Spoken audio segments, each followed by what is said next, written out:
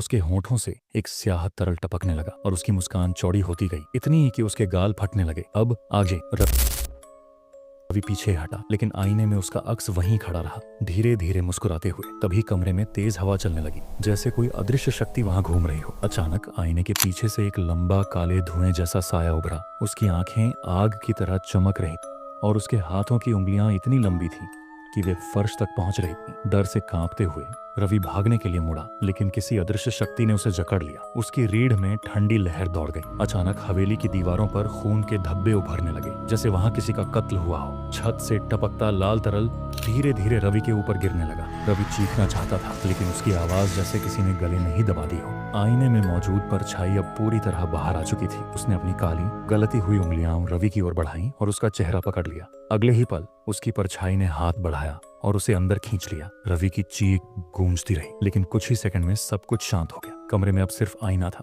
और उसके अंदर घना अंधेरा था। सुबह जब लोग हवेली में पहुंचे तो कमरा खाली था। आईने पर खून से लिखा था, अब मैं बाहर हूँ। उस दिन के बाद जो भी उस हवेली में जाता, उसे आईने में एक परछाई दिखती, एक ऐसी परछाई जिसकी आंखों में काला शून्य था और होठों पर एक डरावनी अधूरी मुस्कान।